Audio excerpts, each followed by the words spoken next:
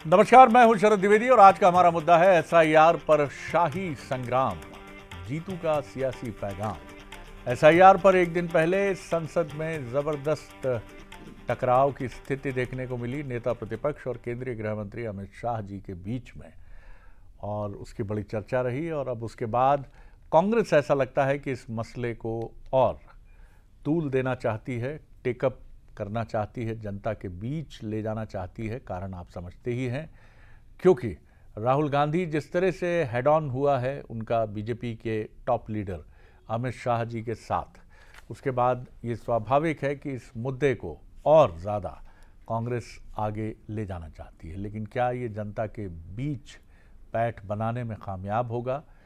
और एसआईआर पर बात खूब हो रही है दोनों पॉलिटिकल पार्टीज़ की तरफ से, लेकिन जो करीब करीब 3 दर्जन बीएलओज इस पूरी प्रक्रिया से जो जुड़े रहे हैं, उनकी जान क्यों गई, क्या कारण रहा?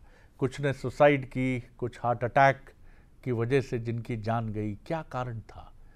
और क्या सरकारी काम का to achieve a given target within the given time and by the given resources, जो एक परिभाषा एग्जीक्यूटिव्स को सिखाई जाती है कि निश्चित समय के भीतर उपलब्ध संसाधनों के जरिए अपने लक्ष्य को प्राप्त करिए, इज़ इट सो ईजी कि बहुत आसान है कि आप इस काम को ऐसा कर लेते? इस पर भी बात होनी चाहिए।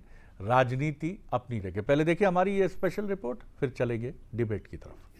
क्या कोई भी देश का लोकतंत्र सुरक्षित रह सकता है जब देश का प्रधानमंत्री और राज्य का मुख्यमंत्री कौन हो वो घुसपैठिए तय करेंगे?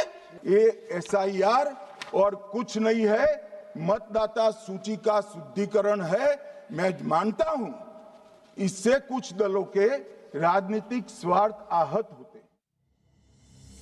केंद्रीय गृह मंत्री अमित शाह के इस बयान पर मध्य प्रदेश में सियासी पारा हाई है।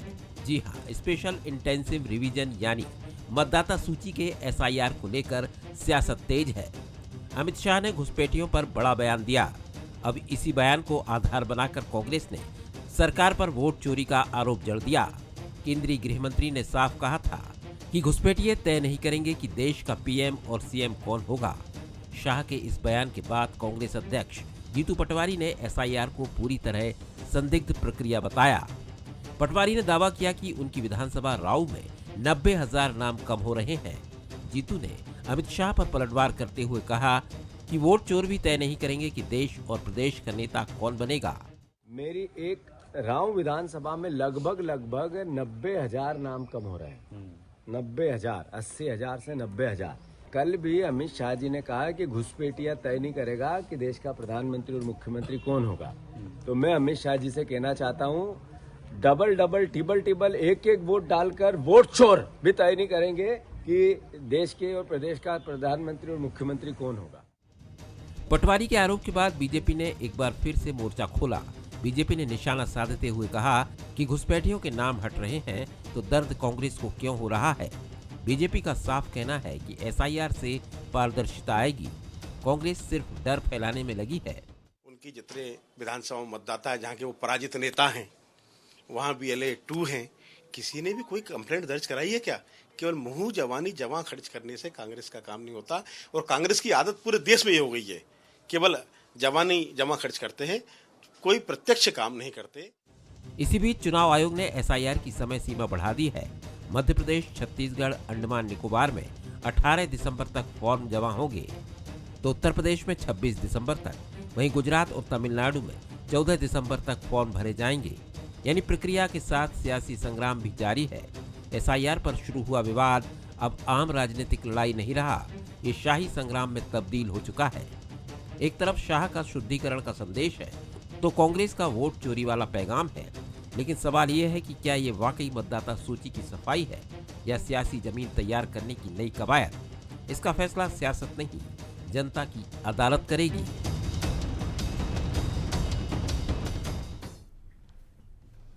तो चलिए हमारे सवाल देखिए। सबसे पहले, एसआईआर मतदाता सूची शुद्धिकरण है या राजनीतिक शुद्धिकरण की कवायद है? वोटर वेरिफिकेशन की प्रक्रिया लोकतंत्र को मजबूत करेगी या सवाल खड़े करेगी? कांग्रेस के आरोप और बीजेपी के तंज, जनता किसकी बात पर भरोसा करे? ये हमारे सवाल हैं। मिलिए उन मेहमानों से। स्टूडियो में मेरे साथ हैं भूपेंद्र गुप्ता जी, सीनियर लीडर हैं, कांग्रेस के स्पोक्स पर्सन हैं, बहुत स्वागत है। गोविंद गुर्जर जी हैं, वरिष्ठ पत्रकार हैं, राजनीतिक विश्लेषक हैं, उनका बहुत स्वागत है।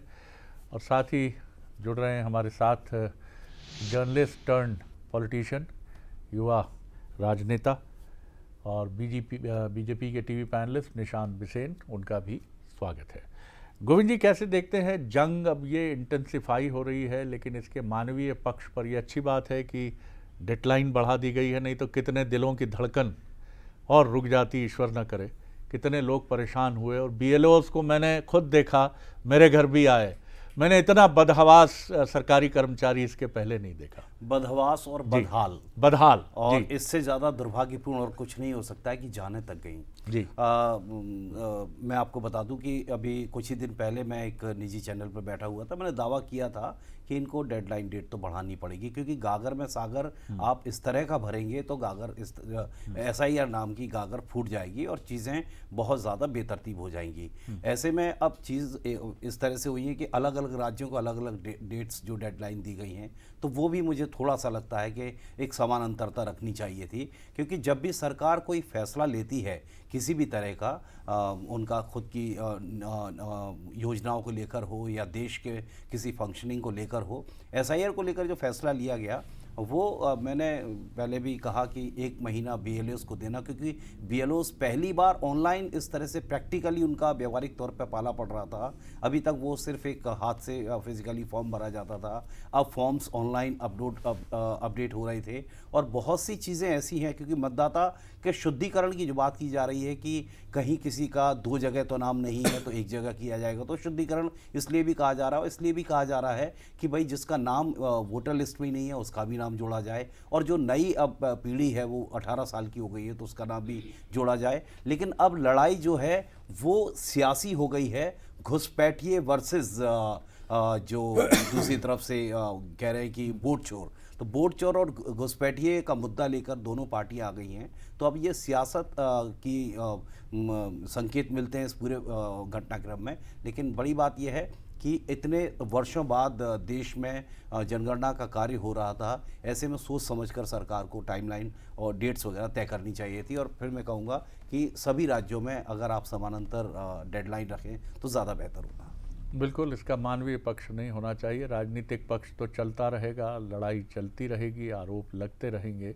हाँ, लेकिन इसमें भी एक डिग्निटी, एक गरिमा दोनों तरफ से जिनका पालन होना चाहिए, क्योंकि एक लोकतांत्रिक व्यवस्था में बहुत सारे फोरम होते हैं चैलेंज करने के लिए, अपनी बात रखने के लिए। जनता का भी मंच है, कोर्ट भी है, विधानसभाएं और लोकसभा और राज्यसभा भी हैं। निशांत, आप कैसे देखते हैं बीजेपी जिस तरह से इसको अब एकदम घुसपैठिए का इशू बताते हुए कि कांग्रेस, इसलिए उनका आरोप है, गंभीर आरोप है कि इसलिए कांग्रेस को परेशानी है कि घुसपैठिए जो हैं वो वोटर लिस्ट में बने रहें। देश के एक बड़े हिस्से में, पश्चिम बंगाल की बात करें, दिल्ली की बात करें, बिहार की बात करें, उत्तर मध्य भारत की एक बड़ी पट्टी में ऐसा आरोप है बीजेपी का कि घुसपैठियों की संख्या काफ़ी है। उनकी तरफ से भी ये बात स्पष्ट होनी चाहिए कि आखिर कितने घुसपैठी हैं। बहरहाल, आप किस तरह देखते हैं आप? जी शरद जी, बिल्कुल। पिछले 4 महीने से SIR को लेकर देश भर में कांग्रेस की तरफ से व्यापक तरीके से भ्रम फैलाया जाता रहा है। कभी हाइड्रोजन बम फोड़ने की कोशिश की गई, कभी एटम बम की संज्ञा दी गई, लेकिन ये तमाम कवायद फुस साबित हुई। बिहार इलेक्शन के नतीजे हम देख चुके हैं, किस तरीके से जनता ने इस पूरे वोट चोरी के मसले को जनादेश के साथ समाप्त कर दिया। बावजूद इसके कांग्रेस मानने को तैयार नहीं है। अब भी ये कहा जा रहा है कि वोट चोरी की आड़ लेकर किसी तरह की कोशिश हो रही है, लेकिन मैं बिल्कुल स्पष्ट कर देना चाहता हूं कि इस देश में एक ऐसी प्रक्रिया हो रही है SIR के माध्यम से, जिससे एक पारदर्शी तरीके से हम भविष्य में लोकतंत्र को और दृढ़ और हमारी चुनावी प्रक्रिया को और मजबूत होते हुए देखेंगे। क्या यह गलत है कि एक 18 साल से ऊपर का युवा मतदाता सूची में न जोड़ा जाए? क्या ये गलत है कि जो व्यक्ति मृत हो चुका है उसका नाम हटाया जाए? क्या ये गलत है कि जिस व्यक्ति का नाम 2 जगह जुड़ा हुआ है उसे हटाया जाए? या फिर ये बात गलत है कि जिस व्यक्ति का पता गलत है, एड्रेस गलत है, नाम गलत है, उसे सुधारा जाए? एसआईआर की प्रक्रिया सिर्फ इसीलिए है। और अगर देश के केंद्रीय गृह मंत्री अमित शाह जी ये कहते हैं कि मतदाता सूची शुद्धिकरण का ये पूरा अभियान है, तो इसमें कांग्रेस को ऐतराज नहीं होना चाहिए। कांग्रेस क्या चाहती है कि क्या विदेशी नागरिक या फिर घुसपैठिए इस देश का जनादेश तय करें? बिल्कुल सही बात है। क्या कोई प्रधानमंत्री या सीएम बाहरी नागरिक चुनेगा? नहीं, ये इस देश के लोगों का अधिकार है, इस देश के लीगल वोटर का अधिकार है। इसीलिए ये वोटर वेरिफिकेशन की प्रक्रिया चल रही है और मानवीयता के आधार पर ही आज 5 राज्यों और एक यूनियन टेरिटरी में ये समय सीमा बढ़ाई गई है। और मैं आपको यकीन दिलाता हूं शरद जी, बहुत ही सकारात्मक नतीजे इसके सामने आने वाले हैं। देश का भरोसा इस देश की संवैधानिक संस्थाओं के साथ है, चुनाव आयोग के साथ है, भारतीय जनता पार्टी की केंद्र की सरकार के साथ है, प्रदेश के सरकार के साथ है, और इसके बहुत सकारात्मक नतीजे सामने आएंगे। ये कोई पहला मौका नहीं है जब एसआईआर जैसी प्रक्रिया पर सवाल उठाए गए हैं। इससे पहले ईवीएम पर सवाल उठाए गए। हुआ क्या? आखिरकार हमेशा कांग्रेस को मुंह की खानी पड़ती है। शरद जी, तो चलिए, बीजेपी का दावा है कि सब कुछ प्रक्रिया पूरी तरह से विधिसम्मत है और है भी। अगर आप बात करें तो इसमें क्या गलत है अगर कोई सरकार मतदाता सूची का उसकी समीक्षा कराती है, रिवीजन कराती है। हाँ, जो प्रक्रिया है उस पर सवाल उठाने का और उसको चैलेंज करने का अधिकार विपक्ष के पास बेहिचक है। और कहीं भी अगर उसका आरोप है कि इसमें त्रुटि है या कहीं ये मतदाता सूची को कहीं ना कहीं उसके साथ छेड़छाड़ की कोई कोशिश है, तो आपके पास जो भी दस्तावेज है आप उन्हें लेकर आगे बढ़ सकते हैं। भूपेन जी, क्या कहेंगे? देखिए, भारतीय जनता पार्टी हमेशा से दो मुही राजनीति करती रही है। ये घुसपैठिए, विदेशी नागरिक और इसकी बात कर रहे हैं, तो ये भारतीय जनता पार्टी के श्रीमान जो बैठे हैं ये बताएं कि क्या जो है इलेक्शन कमीशन ने किसी व्यक्ति को घुसपैठिया बना के रोका है? अभी तो कल तो पार्लियामेंट में कंगना रनौत कह रही थी कि जिन 65 लोगों के नाम काटे गए हैं वो मरे हुए लोगों के नाम हैं, उसमें पलायन किए हुए लोगों के नाम हैं। तो 65 लाख लोग जो आपकी सरकार जो है 15 साल हो गए, 3 चुनाव आपकी सरकार करा चुकी, 3 आपने जो है इलेक्शन कमिश्नर आपकी सरकार ने नियुक्त किए, श्रीमान मोदी जी ने उससे नियुक्त किए। तो ये क्या जो है फर्जी मतदाता सूची के माध्यम से इनने 3 चुनाव कराए? 65 लाख मरे हुए लोग अभी तक 3 चुनाव में वोट डाल चुके हैं और आपको अब जाके 25 में शर्म आ रही है। ये आप बात करना चाहते हैं, ये कहना चाहते हैं क्या? इसका जवाब दीजिए पहले। और जो शुद्धिकरण का ये जो धोखा दे रहे हैं आप, जो है पहले तो जो है आपकी सरकार एक ऐसी सरकार है, आपको पता भी नहीं होगा निशांत जी, आप त्रिपुरा का चीफ मिनिस्टर बांग्लादेशी को बना चुके हैं, बांग्लादेश बॉर्न आदमी है वो, और आपकी सरकार जो है घुसपैठियों की चर्चा कर रही है। किस देश में आप ये जो है झूठ फैला रहे हैं? कितने घुसपैठिए आपने आज तक पकड़े मालूम है? आपने 11 साल में 4400 घुसपैठिए आपने पकड़े, उन्हें भी वापस नहीं भेज पाए, आप डिपोर्ट नहीं कर पाए। आप किसको उल्लू बना रहे हैं भाई? घुसपैठियों के नाम पर अपनी दुकान चलाते हो, घुसपैठियों के नाम पर अपनी रोटी सेकने की कोशिश करते, फसल उगाने की कोशिश करते हो आप चुनाव की, और एक भी घुसपैठिए पकड़ नहीं पाते हो आप। गुजरात में पकड़े जा रहे हैं घुसपैठिए, कहाँ से पहुँच रहे हैं वो गुजरात तक? इसका जवाब है आपकी सरकार के पास। 29 घुसपैठिए पकड़े मात्र 2025 में जनवरी में। आपको पता है, अपनी सरकार का रिकॉर्ड देख लीजिएगा। आपका जो है गृह मंत्री कह रहा है टीवी चैनल पर आकर कि हिंदुस्तान में किसी की दम नहीं है घुसपैठियों को रोक पाए। तो गृह मंत्री क्यों बने हुए भाई? किसको धोखा दे रहे हो आप घुसपैठियों के नाम पर, जब आप खुद ही कह रहे हो कि हम घुसपैठियों को रोक ही नहीं सकते, हमारी कोई शक्ति नहीं है, हम किसी घुसपैठियों को नहीं रोक पाएंगे। तो क्या देश को केवल ये जहर पिलाने के लिए घुसपैठियों का नाम लेते हो आप? इसका जवाब आपके पास नहीं है। और जब आप शुद्धिकरण की बात करते हैं तो 1 मिनट बोलने दीजिएगा मुझे, भले आप सेकंड चांस मत देना। आप पूर्ण शुद्धिकरण की चर्चा करिए, आप ही सब तय कर लेंगे। आप तो पूर्ण शुद्धिकरण की आपकी जी। जरूरत है, आपकी जरूरत अभी आएगी। पूर्ण शुद्धिकरण की जरूरत तो है। एंकर का दायित्व भी आपको दे देते नहीं, हैं। मुझे मत दीजिए, आप ही रखिएगा, लेकिन जो है मुझे कम से कम पैनलिस्ट मत बनाइएगा। चलिए साहब, जो है जी। फिर ठीक है, आप अपनी बात रखिए, हमारी बात खत्म हो गई। जी। निशान जी, भूपेंद्र जी जब भी बात करते हैं तो ऐसा लगता है कि बड़े आवेशी हैं। कोई आवेश बड़े नहीं। नहीं, अरे बात नहीं, नहीं, मुकम्मल आप हुई नहीं। मुझ हुजूर पे चिपकाइए मत। हुजूर चिपकाइए मत मुझ पे, हुजूर मुझ पे हुजूर मत चिपकाइए मालिक। हुजूर बड़े आवेशी आवेगी, लेकिन ये पता नहीं क्या विक्रमादित्य की कुर्सी की तरह सिर्फ इसी प्रवक्ता की कुर्सी पर रहता है ये मामला। या तो घर में कोई बहुत खास आदमी देख रहा है या पार्टी में कोई बहुत खास आदमी देख रहा है, और वो कहता है कि वहां विक्रमादित्य की कुर्सी पर बिल्कुल वैसे बोलना है, और एंकर बाबू बोले ना तो जम के इधर से पकड़िएगा और इधर से पकड़िएगा और ठीक करिएगा, कहिएगा कि कन्नी बंधा हुआ है, बांधिए कन्नी, ये झुक रहा है एक तरफ। तो भैया इनको तो मैं प्रणाम करता हूं। बहरहाल आप जवाब दीजिए, बड़ी बातें इन्होंने कही हैं, मैं ज्यादा बोलूंगा तभी फिर पकड़ लेंगे मुझे वो। भूपेंद्र जी आप बताइए जरा कि क्या बात है, किस तरह की शुद्धिकरण, किस तरह की बात, त्रिपुरा के मुख्यमंत्री तक बात पहुंच गई, बांग्लादेशी है, 4400 का आंकड़ा भी दे दिया उन्होंने जी। शरद जी, मैं तो यही कहूंगा कि विपक्ष की आदत है, चाहे विपक्षी दल जो सरकार ने संसद कांग्रेस में है, उसकी बताया है, आदत आदत कि नहीं है। वो हर ये नीति आपके का, दो मुहिम हर की तौर आदत बता तरीके रहा का हूं, संसद विरोध में करती है। बताया चाहे वो आपकी सर्जिकल सरकार स्ट्राइक ने। रही हो, ये चाहे वो संसद एयर के स्ट्राइक आंकड़े रही हो, हैं, जरा चाहे वो आप राम समझ मंदिर के का बात मसला रहा करिए। हो, चाहे वो ये सीए संसद के कानून आंकड़े रहा हैं, हो, मेरे ट्रिपल आंकड़े तलाक नहीं हैं। रहा हो, ये घुसपैठियों संसद के को आंकड़े हैं, हटाने की मेरे बात हो आंकड़े या नहीं फिर हैं। वन नेशन बिना वन पढ़े इलेक्शन लिखे की बात बात मत हो, किया हर कीजिए। जगह कांग्रेस ये विरोध भारतीय करती जनता आई है, पार्टी के और DNA इसी का में आ नतीजा गया है है कि कि जनता कुछ भी फेंको, कांग्रेस को चल दो। नकारती है। कुछ बिहार भी चुनाव झूठ की बोलो, बेला चल याद दो। कीजिए शरद जी, बिहार चुनाव की बेला याद कीजिए, जब राहुल गांधी जी ने कहा था कि वो हाइड्रोजन बम फोड़ने जा रहे हैं। क्या हुआ उसका नतीजा?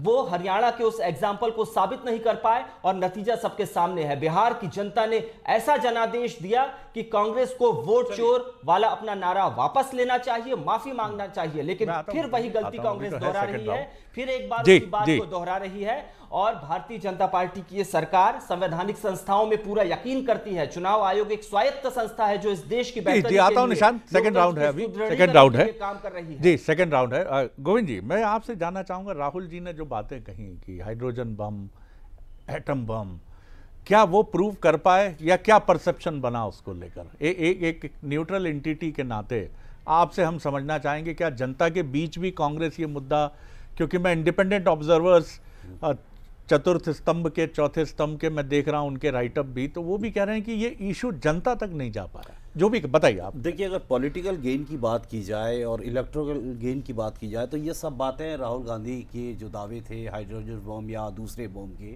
वो बिहार चुनाव के दौरान या बिहार चुनाव से पहले हो रहे थे। उसका गेन पॉलिटिकल पार्टी को कुछ नहीं मिला, इसमें कोई दो राय नहीं है। जहाँ तक बात एसआईआर के प्रोसेस की है, आपको मालूम है कि जब जिम्मेदारियां तय होती हैं तो जवाबदेही भी तय होती है।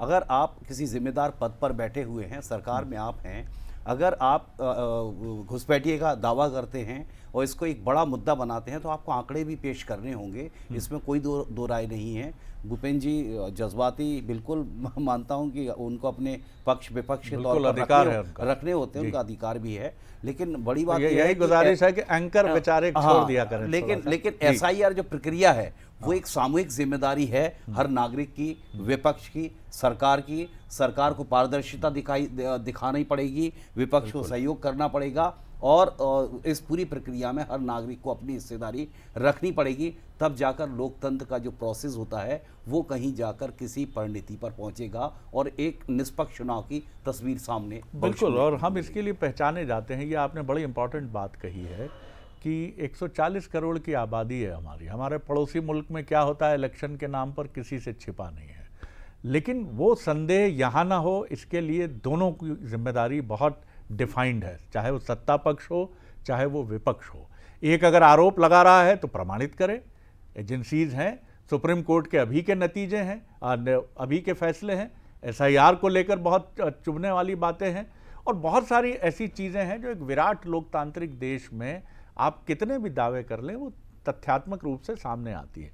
और सत्ता पक्ष को पूरी पारदर्शिता बरतनी है, जैसा आपने कहा, बिल्कुल सहमत हैं इससे हम, कि किसी के मन में ये संदेह ना हो, क्योंकि इतनी बड़ी प्रक्रिया है चुनाव, उसमें धन ही नहीं लगता है, पूरी एजेंसीज इन्वॉल्व होती हैं, देश की जनता वोट करने के लिए आती है, फिर वो अपनी पसंद की सरकार चुनती है, तो इसमें यह नहीं हो कि आप पवित्रता ही उसकी प्रश्नांकित कर दें। जी भूपेंद्र जी।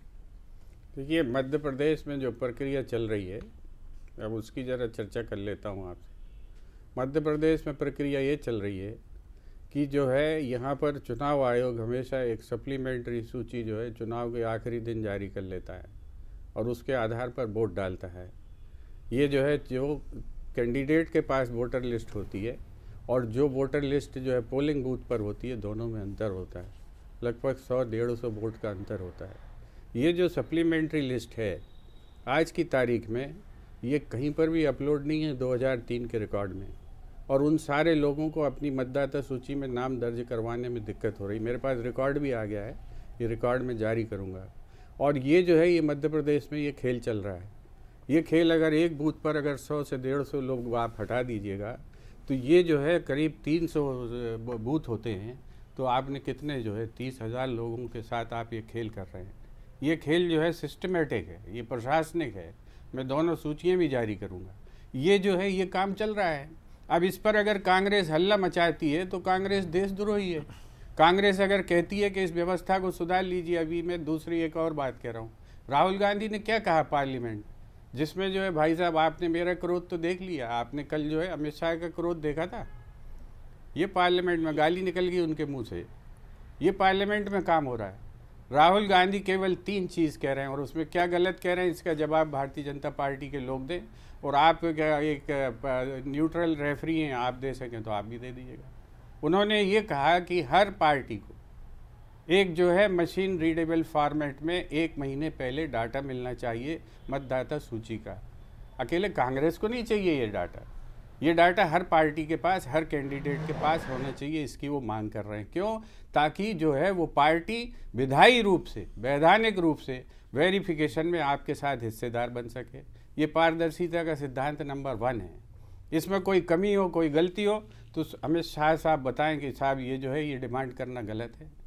दूसरी चीज़ उन्होंने ये कही कि शाम को जो है क्लोजिंग करने के बाद 5 बजे के बाद जो लोग वोट डाल रहे हैं उनकी जो है वोट डालने के वीडियो CCTV फुटेज सेफ रखे जाएं। सारी पार्टियों के लिए सेफ रखे जाएं। अकेले कांग्रेस को नहीं चाहिए, बीजेपी को भी दे दो आप। इसमें कहाँ गलती है, कहाँ गलत डिमांड कर रहे हैं वो आप ये बता दीजिएगा। ये जो है आप शुद्धिकरण की बात कर रहे हैं ना, ये प्योरिफिकेशन की बेसिक प्रक्रिया है। इस बेसिक प्रक्रिया की राहुल गांधी डिमांड कर रहे हैं, लेकिन राहुल गांधी देशद्रोही हैं साहब। और वो लोग जो वोट चोरी करके सत्ता में बैठ रहे हैं, वोट चोर लोग जो है इस देश के सबसे बड़े राष्ट्रभक्त हैं। यहाँ हमारे सामने 2 पक्ष हैं। एक पक्ष कह रहा है, जो सत्ता पक्ष है, कि हमारी प्रक्रिया पूरी तरह ठीक है। दूसरी तरफ विपक्ष है तो कह रहा है बिल्कुल ठीक नहीं है। जैसा भूपेंद्र जी ने अभी दावे किए कि ये मॉडिफिकेशंस होने चाहिए, तो फिर रास्ता क्या बचता है? एक रास्ता ये है कि आप देश की सर्वोच्च अदालत तक जाइए, सारे पॉइंट्स फ्रेम्ड कीजिए, किसी कुशल और बढ़िया एफिशिएंट एक एडवोकेट के साथ जाइए, और सुप्रीम कोर्ट पर तो भरोसा होना ही चाहिए कि प्रक्रिया में अगर खामियां हैं, क्योंकि आप बार बार ये आरोप जब लगाते हैं कि नहीं आप नहीं ठीक करेंगे, हमें मालूम है आप तो करेंगे, आप तो इंटेंशनली नहीं। मैं आऊंगा, पहले जवाब निशान जी से ले लूं, आऊंगा आपकी तरफ। इसी बात को मैं थोड़ा सा 1 सेकंड लूंगा, मुश्किल। हाँ 1 सेकंड बस जी। हाई कोर्ट ने कहा कि आप जो है जमा कीजिए CCTV फुटेज। नियम बदल दिया ना 15 मिनट बाद। जी किसने करा है? कौन छुपा रहा है ये रास्ता हमेशा खुला। निशान जी जवाब दीजिए, कई बातें कही भूपेंद्र जी ने। बिल्कुल, CCTV फुटेज की अगर बात है शरद जी, तो 45 दिन के लिए डाटा स्टोर किया जा रहा है, इसके बाद उसे खत्म किया जाएगा। 45 दिन का समय काफी होता है। किसी भी व्यक्ति को जो भी साक्ष्य चाहिए, कोई भी व्यक्ति हो, वो उच्च न्यायालय जाए और उस डाटा को हासिल करे। रही बात इस प्रक्रिया पर, इनकार कर दिया गया 45 दिन के अंदर। निष्पक्ष की प्रक्रिया, हरियाणा हाई कोर्ट को इनकार कर दिया गया 45 दिन के अंदर। इसका जवाब दीजिए। ये इस देश की प्रक्रिया, इस देश का जवाब दीजिए। ये बेईमानी क्यों की अगर जब 45 दिन को स्टोर करना चाहिए? इसे ना कांग्रेस के चश्मे से देखना चाहिए, ना बीजेपी के चश्मे से देखना चाहिए। ये इस देश की प्रक्रिया है और इसमें सबको हिस्सा लेना चाहिए। इसके मंतव्य बहुत स्पष्ट हैं। नए लोगों को जोड़ना, जो मृत हैं उन्हें हटाना, बाहरी लोगों को रोकना, वो विदेशी हो या घुसपैठिए हो, इसमें किसी तरह की आपत्ति किसी को नहीं होनी चाहिए। तभी हम और बेहतर पारदर्शी प्रक्रिया की तरफ आगे बढ़ेंगे। एक बेहतर चुनावी का नाम बता दो, इलेक्टोरल रिफॉर्म। गोविंद जी मेरे पास बहुत कम वक्त है। एक समय हमने वो भी देखा कि जब EVM नहीं थी और मतदाता पेटियों में स्याही फेंक दी जाती थी, उठा के ले जाके उनको नष्ट कर दिया जाता था, तब भी लोकतंत्र हाईजैक नहीं हुआ। ये घटनाएं होती थी। क्या आपको लगता है कि ये पूरी प्रक्रिया सिर्फ एक राजनीतिक लड़ाई है? जी देखिए उन चीज़ों के तो जो आपने जिक्र किया, जब बैलेट पेपर इलेक्शन होते थे तो उसके तो जो साक्ष्य संक्षेप थे, में सर, वक्त बहुत कम। जो साक्षी थे वो अब दुनिया में भी नहीं होंगे। उस तरह का ना कोई वीडियोग्राफी हो पाती थी। आज सोशल मीडिया का ज़माना है, हर चीज़ रिकॉर्ड में है और कोई भी किसी तरह की बिल्कुल। गड़बड़ी करेगा तो वो पकड़ा जाएगा। तो एसआईआर की प्रक्रिया है, पूरे देश की जिम्मेदारी है, हर तरह से पारदर्शिता चारों तरफ से दिखाई जानी चाहिए, तभी इस प्रक्रिया को और सफलतापूर्वक ये ना भूलें हम कि हम पड़ोसी मुल्क नहीं हैं जिनके यहाँ कुछ भी ठीक नहीं है। आपको पूरी दुनिया देखती है क्योंकि आप में चौधरी तत्व है। ऐसा माना जाता है कि आप, जैसा विलियम डेरेलिम्पल कहते हैं गोल्डन रूट में, कि आप 2000 साल पहले आप तो 25% से ज़्यादा जीडीपी रखते थे दुनिया में, आपका अलग ही दबदबा था। आज भी आप चौथी अर्थव्यवस्था है। ऐसा नहीं है कि आपके यहाँ सब कुछ बड़ा व्यवस्थित हो गया है, बड़ा ज़बरदस्त हो गया है। तो आप में संभावनाएं तो हमेशा रही हैं, 47 से संभावनाएं हैं, और इसमें यह भी नहीं है कि सबने मदद की है। तो सवाल ये है कि आपको दुनिया का सबसे बड़ा चौधरी मुल्क भी देखता है, और जरा सी भी चीज़ होती है तो भाई साहब तुरंत सामने आ जाते हैं कि ये हमने कराया है, ये हमने कहा है। तो वो ये भी देख रहे होंगे कि एसआईआर का क्या चल रहा है मामला, और अगर उन्हें भी लगेगा कुछ तो वो भी कूदेंगे उस अखाड़े में। तो ये बात सही है कि बहुत सारी चीज़ों को हम देखें और समझें, किसी निर्णय पर ना पहुँचे इस तरह से। हाँ, राजनीतिक लड़ाई बिल्कुल जारी रहनी चाहिए, और ये बिल्कुल सही बात है, किसी भी प्रक्रिया में कोई गलती या त्रुटि नहीं हो सकती, ऐसा बिल्कुल नहीं है। चूक हो सकती है, और यही विपक्ष की सतर्क दृष्टि है। लेकिन वो ईगो का विषय ना बने किसी भी तरफ से, आइदर साइड्स, ना इधर से ना उधर से। बात हो, और बात भी मुस्कुराते हुए हो तो क्या बुरा है सर। उसमें शेर भी आ जाए, उसमें शमशेर सिंह की कोई कविता भी आ जाए, केदारनाथ सिंह भी आ जाएं, प्रेमचंद भी आ जाएं, मिलान कुंदेरा भी आ जाएं, एल्विन टॉफलर भी आ जाएं, तो क्या बुरा है सर। शेर के प्रणाम साथ सर। ही इसको खत्म करिए। प्रणाम सर, बिल्कुल प्रणाम सर, प्रणाम आपको, क्योंकि आपसे मैं उलझ गया तो फिर मैं जो है मैं कान पकड़ता हूँ। आप प्रणम में हैं हमेशा मेरे लिए। आप सभी मेहमानों का बहुत बहुत शुक्रिया। नमस्कार।